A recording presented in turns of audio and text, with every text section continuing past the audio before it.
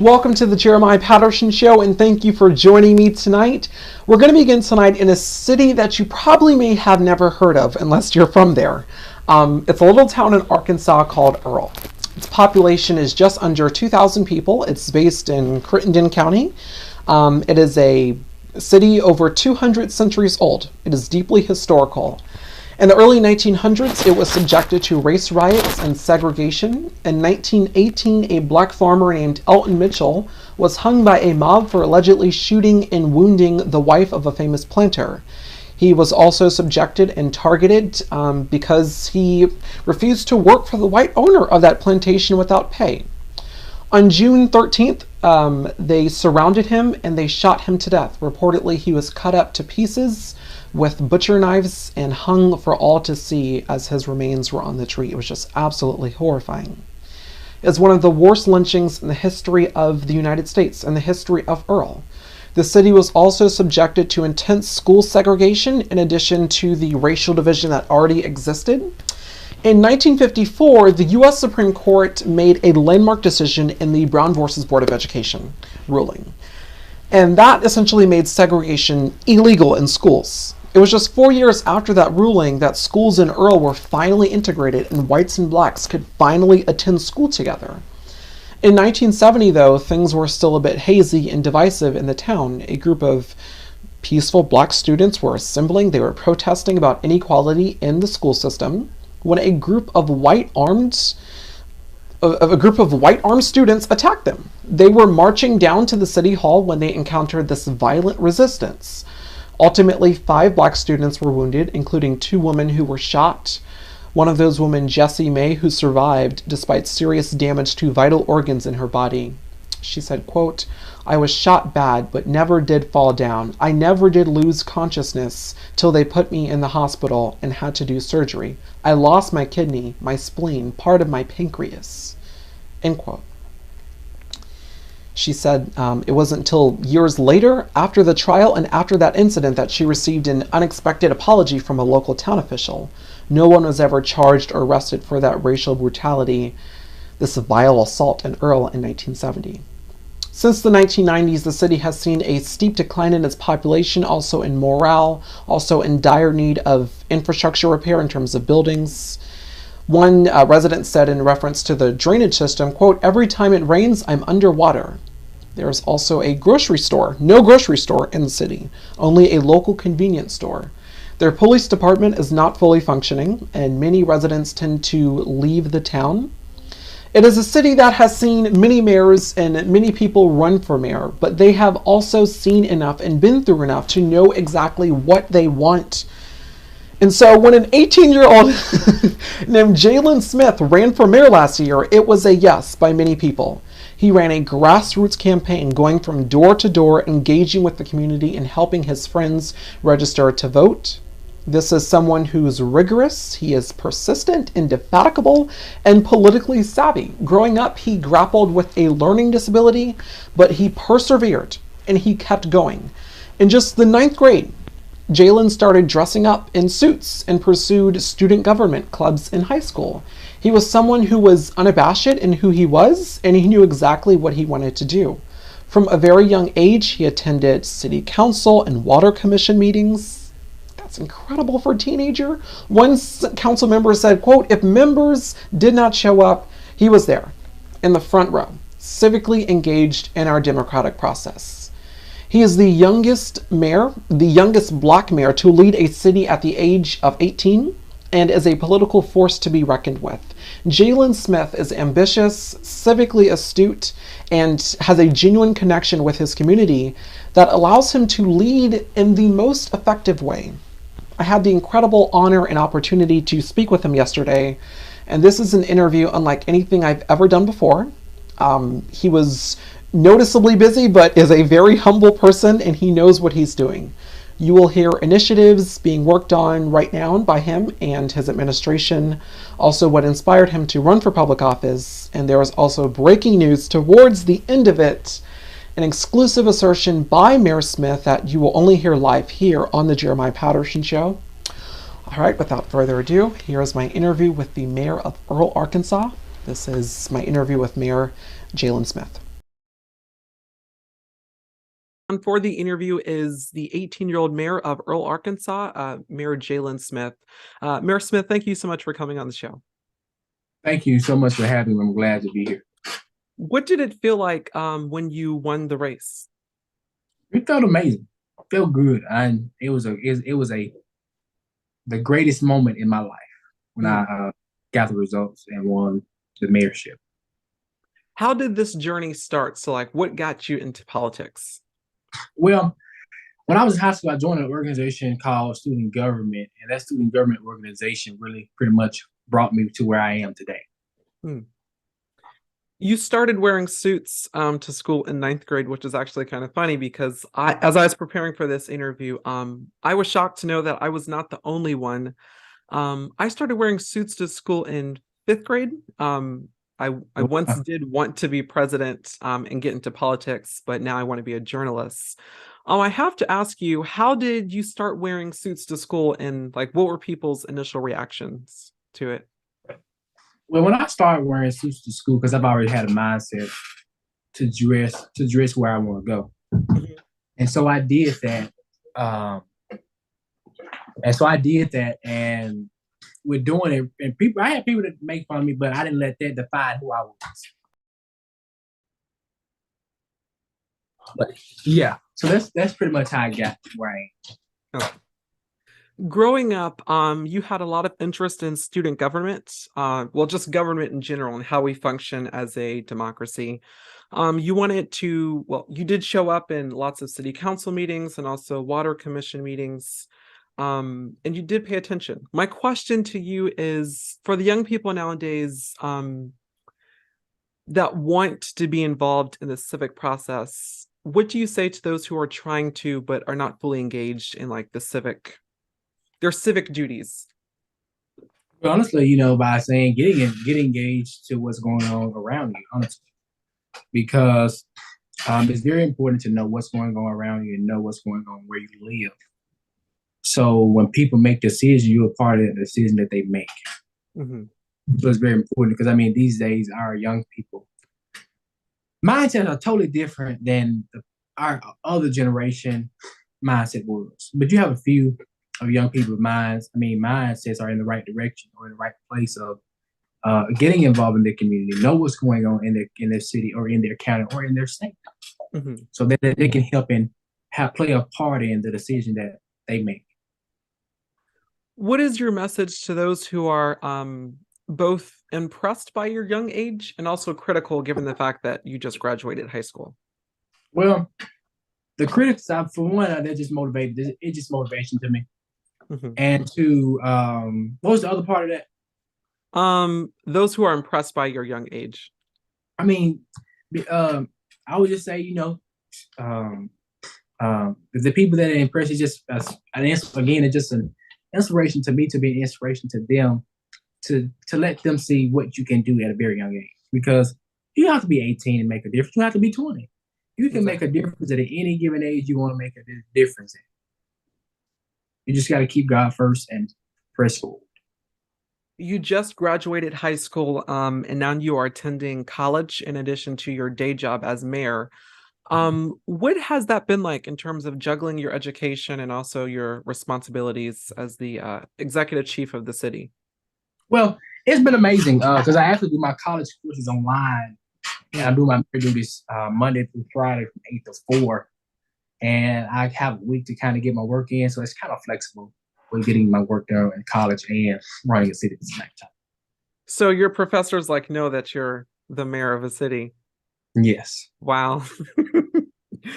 Um, in the run up to your campaign, you went around different cities to gather knowledge, advice, and also lessons on what it takes to be a mayor. It's very impressive and also persistent, and not only in terms of making your goals and dreams happen, but also aspiring to be the best of the best in what you do, and not being, I guess nearsighted in a sense, or boastful about what you know, but having the discipline and discernment to do the work and improve personally before launching this large scale movement. I just want to ask, what does leadership mean to you? Leadership means a lot to me. being a leader, it's a lot of key parts that play. Your character, the way you dress, your drive, your passion, your commitment of serving people. So it's just those key things is really that what sticks out to me more about being a leader, because being a leader is a lot of on you. Mm-hmm. But having the passion, the drive, and the commitment, and the desire and the resilience to advocate for your people and do what's best for your people, that's what make you a great leader. And the skills that you have putting into that to make sure that your people are succeeding. Mm-hmm. Because now we live in a time where politicians just we live in a time where politicians have just gotten party and they just stick to party. But when you're an elected official, like my party is nonpartisan. So with that, I can't affiliate with party, but regardless of what party you play as a politician, it's not about when you get elected. It's not about what party you play. Mm-hmm. That's about the politician making a difference on his people, his or her people can succeed, and that's in this, and that what's matter to make you a great leader as well. Mm. And that's what it means to me too. So you are not just your average daily typical politician that sticks to party politics. You actually have genuine care for the community, especially a city like Earle, less than 2,000 people. Do you find that in that genuine, I guess, sympathy, or that genuine personal friendship and relationships with the community, that you are more effective as a leader, that people trust you more? Yeah, because being a leader, you have to have a community trust, and you know, I had some people that didn't believe in me, but as a leader, I couldn't let that stop me, or I can do for these for a portion of people, and I do for others because I'm the mayor for the entire city, not just one group of people. And so, it's just pretty much that, honestly. I want to now turn to some policy parts of this interview. The housing and structure of many buildings in Earle, as you know, are dilapidated and sort of antiquated. What are your plans as far as you put it, quote, beautifying the city? Well, housing. Abandoned housing is a really public safety issue here, and with beautifying the city is basically what I mean by cleaning the city up, Mm-hmm. and with getting all the paper and every different things off the grass. But honestly, it's just we're tearing down those old houses, getting developers on board to help us improve with the new houses of what we're trying to do. Earle is a city of less than 2,000 people, and there is a small convenience store that has been open since 1945. It has basic foods and everything, but it's not necessarily like a grocery store. One of the focal points of your campaign was to open a supermarket in the city. What does that plan look like right now, and how do you plan on implementing that initiative? Well, that plan is actually right now in the works. We have our private investor that's on board to help start the grocery store. So we're just waiting and trusting the process that everything will go smoothly and it'll be open hopefully here in the next couple of months. We're praying. That sounds good. Um, I'm going to turn on to a sensitive topic. I know that it was in 2016 that your cousin was killed, and your house was also burglarized. Mm-hmm. No one was on duty at the time, and Slate News, as you told Slate News that this is still happening today, people's houses being broken into, houses being set on fire, and lots of theft in the community. For this reason, you say that public safety is very personal and imperative to you. As of right now, there is no fully functioning police department. You mentioned on your campaign trail that you want to implement that into the community, a full-time, 24-hour, 7 days a week police department. What are the logistics behind that, in terms of making that happen? Well, the logistic behind it is just finding the resources and the resources to get grant opportunities to apply for those grants and make sure that when we're applying for those grants, we have money to sustain those offices once we apply and get approved. But now we have a not quite enough. We did have a full staff police department, but we're getting our police department back together. But we still 7 days a week from 8 a.m. to 12 midnight. But we don't have the overnight coverage of what we're trying to do. So we're bringing these new officers on within our budget. It should cover the entire 24/7 shift or of 7 days a week. But we want to bring some extra officers on to kind of help with that. When officers need time off, we have someone there to help maintain that. Or whenever we fall short, we have officers there to make sure that it's covered. What are some of the other things, some of the other initiatives or policies you are planning on implementing or working on right now, just as the mayor? Right now, I'm actually working on right now as the mayor projects for our community center, for our city hall. I'm working on projects for creating us a city website page, a city vision and mission statement, recreating our city logo. Um, Also, not only those things, but also finding different grant opportunities for our streets, our police department, our street department,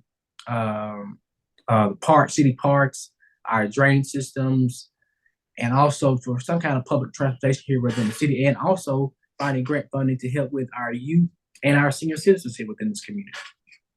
That is exactly one of the things that I was just about to mention. You are very heavily involved when it comes to the youth there, also the senior citizens. Um, for the youth there, and also just people in general, what typically happens is that people tend to leave Earle. And you said that you don't need to, leave your hometown to be great. You can be great in your hometown.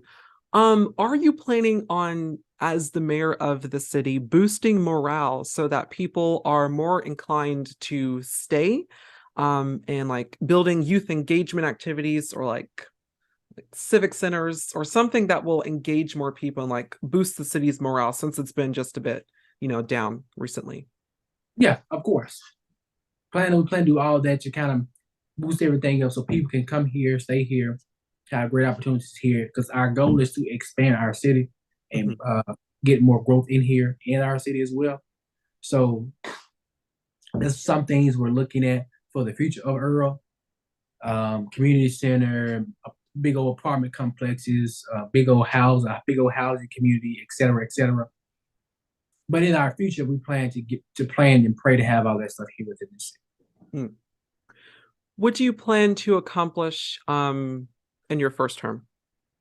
What I plan to accomplish in my first term is pretty much with our public safety, beautification, our abandoned houses, new houses, grocery store, our streets and water and sewer systems, and opportunities for the youth and our senior citizens. Pretty much, those are things I pretty much want to cover within our 4-year term, but it's kind of more to it as well. A whole list of things I want to get done in my 4-year term. But those are the main things I really want to get done within my 4 years. Now, of course, as far as like, a mayor, president, those are usually 4-year terms. And of course, you do have other things that you want to pursue and to get to. Do you plan on running for a second term as mayor of Earle? Yes, sir. I plan to do that. I plan to do that. What are your plans after your tenure as mayor? Like after your terms have been completed, are you looking to go bigger politically? I plan to when I'm done with my assignment here, I plan to go to the state legislative. Hopefully, my goal is to go for us to be a senator here in the state within this area. And Lois will guide me there, write the vision, make the plan so I can go there. Everything will come to pass. I'm praying. So, but after my assignment is done here, I plan to go to the state legislative and run for Senate. Your faith is a major part of who you are and the things that you do. What does your faith mean to you, and how does it guide you in terms of your leadership and the way you, the way you interact with the community? Well, my faith is very strong because um, without God, nothing would be possible.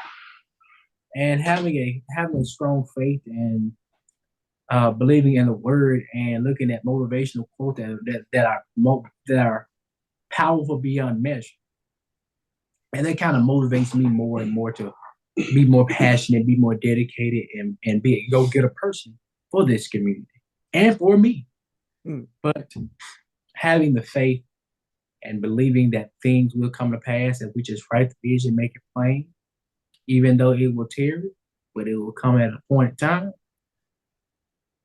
But I just enjoy having a strong faith, believing in things that will come to pass.